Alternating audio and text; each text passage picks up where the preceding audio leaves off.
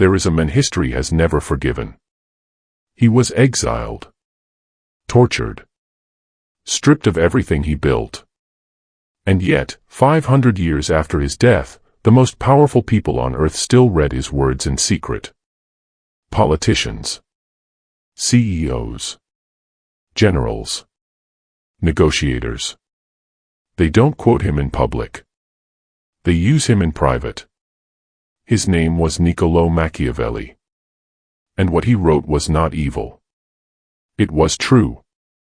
That's what made it so dangerous. Because the world has always been more comfortable with beautiful lies than with ugly truths. It is easier to tell people to be good, to be kind, to trust in fairness, than it is to look them in the eye and say, "The world does not reward goodness. It rewards intelligence." Machiavelli said that. Not because he wanted to destroy virtue. Because he had watched virtue get destroyed, over and over again, by men who refused to understand the nature of power. And here is what almost no one tells you about Machiavelli. He was also a Stoic at heart. Not in title. Not in name. But in one core belief that runs like a river through everything he ever wrote. You cannot control the world. But you can control how clearly you see it. The Stoics called it logos, reason, clarity, the discipline of perception. Machiavelli called it virtù, not virtue in the moral sense, but the fierce, alert intelligence of someone who refuses to be fooled. Today, we are going to combine these two traditions. 8 ruthless lessons.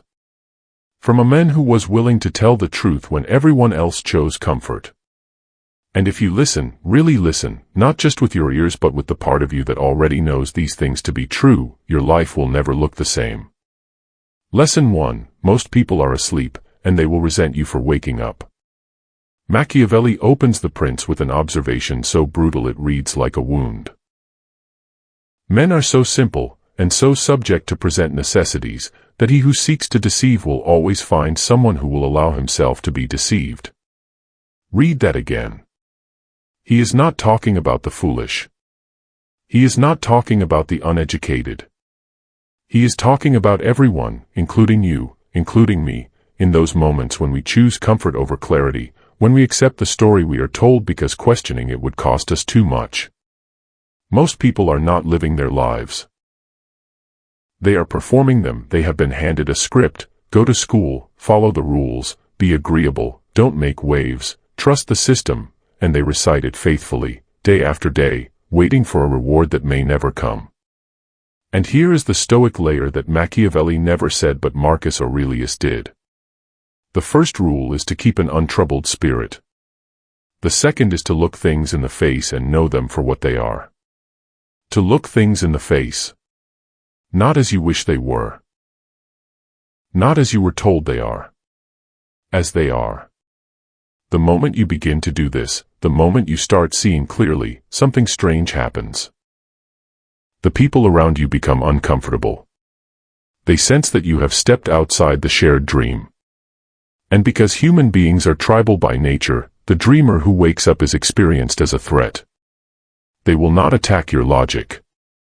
They will attack you. They will call you cold, cynical, arrogant. What they mean is, you see something I don't, and it frightens me. This is lesson 1. Dangerous intelligence begins with the willingness to be alone in your perception. To see clearly and to hold that clarity even when the crowd demands you close your eyes. You do not owe anyone your blindness. Lesson 2. Never show your hand, the power of strategic silence.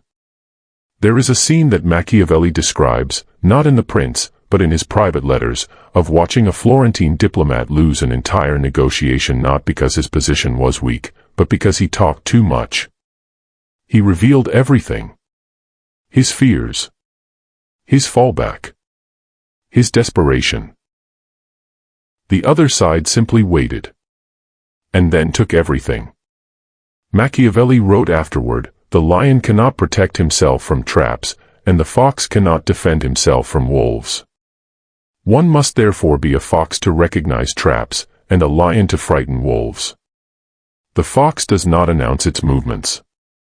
The Stoics understood this in a different but parallel way. Epictetus, a former slave who became one of the greatest minds in history, said something that sounds almost Machiavellian in its precision: it is impossible for a man to learn what he thinks he already knows. And, if you wish to improve, be content to be thought foolish and stupid. Strategic silence is not weakness. It is intelligence wearing a mask. When you speak constantly, you give others a map of your mind. They learn your triggers, your insecurities, your desires. And a person who knows your desires owns you. Because all they have to do is offer or withhold what you want, and you will follow them anywhere. But the person who listens more than they speak, who asks questions instead of providing answers, who smiles without explaining the smile, that person is genuinely mysterious. And mystery, in a world of oversharing, is one of the last remaining superpowers. Practice this tonight. In your next difficult conversation, speak 20% less than you think you should. Ask one more question than you feel comfortable asking. Let a silence stretch one beat longer than feels natural. Watch what fills that silence. Watch what the other person reveals when they feel the need to fill the void you've created. That is intelligence. Not what you say.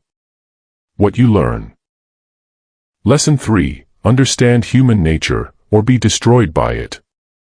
Machiavelli was not cruel. He was accurate.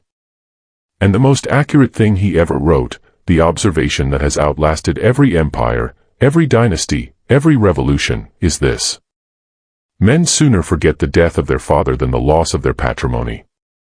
People will forgive you for almost anything. But take something they value, their status, their money, their sense of superiority, and they will never forgive you. Not truly. Not completely. They will smile at you at dinner and sharpen the knife behind their back. This is not cynicism. This is psychology. Abraham Maslow mapped it. Sigmund Freud dissected it. Robert Cialdini quantified it. And 5 centuries before any of them, Machiavelli lived it. Human beings are, at their core, driven by 2 forces, the desire for gain and the fear of loss.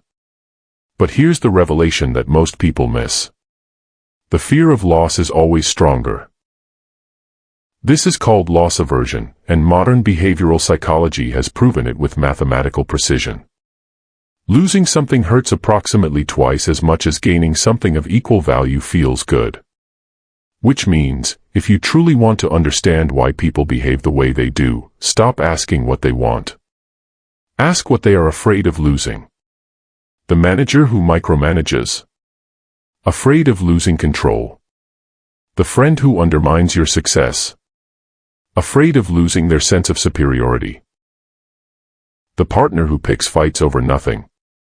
Afraid of losing significance. The Stoic addition to this insight is what separates wisdom from mere cunning.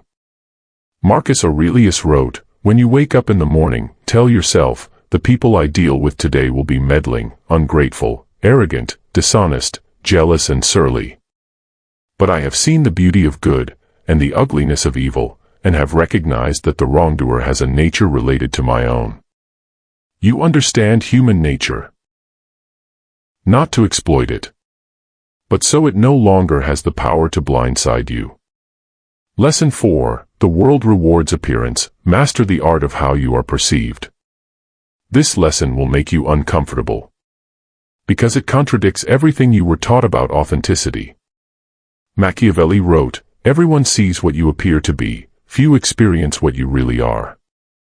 And then, with the surgical precision of a man who had watched kings rise and fall, it is not essential to have all the good qualities I have enumerated, but it is very necessary to appear to have them.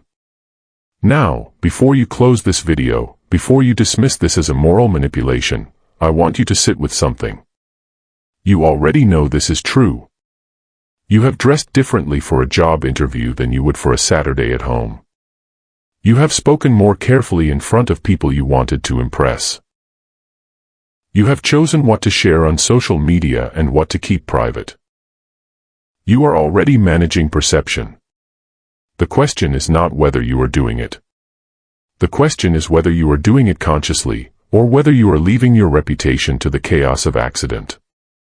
The Stoic philosopher Seneca, writing to his friend Lucilius, said something that seems to contradict this, but actually completes it. Associate with those who will make a better man of you. Let those you associate with be people you wish to imitate. The Stoic understanding is this. Reputation must be built from the inside out, or it collapses under pressure. But Machiavelli's warning is equally true. Even genuine virtue, if invisible, is politically worthless. The world does not respond to who you are in the dark. It responds to who you appear to be in the light. This is not vanity. This is strategy. Develop excellence in private. Present it with intention in public. The most dangerous person in any room is the one who is genuinely formidable and knows how to make that formidability visible without ever appearing to try. Lesson 5. Never be hated, but never be contemptible. This is perhaps the most misunderstood teaching Machiavelli ever offered. People read The Prince and conclude, be feared, not loved. But that is not what he said. Here is exactly what he said, and the precision of this matters. It is much safer to be feared than loved, when, of the two, either must be dispensed with. Nevertheless, a prince ought to inspire fear in such a way that, if he does not win love, he avoids hatred. Did you catch that? Fear is acceptable. Hatred is catastrophic. And what generates hatred? What makes him hated above all else is to be rapacious and aggressive with regard to the property and the women of his subjects. In modern language, what destroys you is not being demanding or serious or even difficult. What destroys you is being predatory, being petty, taking from people what they cannot afford to lose. But here, and this is where most people fail, Machiavelli adds a second boundary that is equally fatal. Contempt is incurred by being considered changeable, frivolous, effeminate, mean-spirited, irresolute, things from which a prince must guard himself as from a rock. This is what happens when people no longer take you seriously. When they smile to your face because they don't consider you worth confronting. When they make decisions around you the way you arrange furniture around a lamp, present, but not a factor. The Stoics named this phenomenon in the concept of dignitas, dignity not as self-importance, but as the coherence between your word and your action. The credibility that comes from doing what you said you would do, consistently, over time. People may not always love you. They may not always agree with you. But if they respect you, if they know that your words have weight, that your commitments are real, that you cannot be easily moved, you possess something that neither charm nor money can buy. You possess gravity. And gravity is what makes people orbit you, rather than the other way around. Lesson 6. Fortune is a river. Build your embankments before the flood. There is one passage in The Prince that reads less like political philosophy and more like ancient Stoic wisdom distilled into a single, devastating paragraph. Machiavelli writes, I compare fortune to one of those raging rivers, which when in flood overflows the plains, sweeps away trees and buildings, bears away the soil from place to place. And yet, though its nature be such, it does not follow therefore that men, when the weather becomes fair, shall not make provision for it with both dikes and banks. Fortune, fate, circumstance, the unpredictable chaos of reality, is coming for everyone. Not might come. Is coming. The question is whether it finds you standing in the open field, or standing behind the embankments you built during the calm. The Stoics spent centuries meditating on this exact problem. They called it premeditatio malorum, the premeditation of evils. The deliberate practice of imagining what could go wrong, not to live in fear, but to build the mental and material architecture that survives the storm. Marcus Aurelius, one of the most powerful men in the ancient world, wrote in his private journal, The Meditations, a book he never intended for publication. You have power over your mind, not outside events. Realize this, and you will find strength. The weak man waits for good fortune and is destroyed when it doesn't come. The mediocre man complains about bad fortune and learns nothing from it. But the dangerous man, the man who has internalized both Machiavelli and the Stoics, looks at fortune the way an engineer looks at a river, not with fear, not with hope, with preparation. He asks, what is most likely to go wrong? What would I do if it did? What can I build now, today, while conditions are favorable, that will hold when they are not? This is why dangerous intelligence is not merely about being clever. It is about being ready. Cleverness without preparation is a sword with no scabbard. It will cut the man who carries it. Lesson 7. Choose your enemies carefully, and your alliances even more carefully. Machiavelli's most politically lethal observation is one that almost nobody discusses. It is this. A prince is also respected when he is either a true friend or a genuine enemy, that is when he declares himself in favor of one party against another without any reservation. Neutrality is not safety. Neutrality is slow death. The person who refuses to take a side is despised by both sides, not respected by them.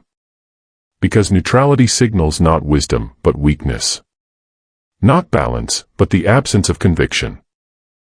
The dangerous man is not the man who has no enemies. The dangerous man is the man who has chosen his enemies deliberately, which means he has also chosen his values deliberately, and therefore his identity cannot be purchased, threatened, or bargained away. But the lesson that Machiavelli follows this with, and this is the one that separates the merely bold from the truly wise, is about the nature of alliances. There is no avoiding war, it can only be postponed to the advantage of others. He is not speaking only of armies. He is speaking of conflict at every scale of human life. The business partnership you avoid examining closely. The friendship built on mutual convenience rather than genuine respect. The alliance you entered because you feared being alone more than you valued your independence. The Stoics would frame it this way: first say to yourself what you would be, and then do what you have to do. Epictetus. Know what you stand for before you decide who to stand with. Because a man who does not know his own values will always be manipulated by someone who knows theirs. And an alliance built between a man who knows what he believes and a man who does not is not an alliance. It is a slow acquisition. Choose your enemies carefully. They define your boundaries. Choose your allies even more carefully. They define your character. Lesson 8. The most dangerous man is the one who has mastered himself. We have arrived at the last lesson. And this one, above all others, is the one Machiavelli could only gesture toward, because it required 5 centuries and the accumulated weight of human psychology to fully articulate. He wrote, near the end of his life, exiled from the city he had served for decades, stripped of power and position, sitting in a small farmhouse writing letters by candlelight. I desire to go to hell and not to heaven. In the former I shall enjoy the company of popes, kings, and princes, while in the latter are only beggars, monks, and apostles. This is often quoted as evidence of his cynicism. I believe it is evidence of something else entirely. It is evidence that Machiavelli, in the wreckage of his life, had found something the powerful men he studied never possessed. He had found himself. Not the position. Not the title. Not the influence. Himself. And this. This is the Stoic lesson that completes everything else. All the strategic intelligence in the world, all the reading of human nature, the management of perception, the building of embankments against fortune, all of it is, ultimately, in service of one thing. The freedom that comes from self-mastery. Epictetus, no man is free who is not master of himself. Marcus Aurelius, the impediment to action advances action. What stands in the way becomes the way. And Machiavelli, in his own way, in a language less serene but equally true, I am not afraid of armies. I am afraid only of the man who has decided what he is and cannot be moved from it. The most dangerous person in any room is not the loudest, not the richest, not the most connected. The most dangerous person in any room is the one who has gone into the depths of themselves, faced what is weak, what is cowardly, what is dishonest, and has refined it, has forged it, has turned raw material into steel. Because that person cannot be threatened by the loss of what you have. They are not controlled by the desire to impress you. They are not paralyzed by your opinion. They have done the only work that truly matters. They have become someone they cannot be separated from.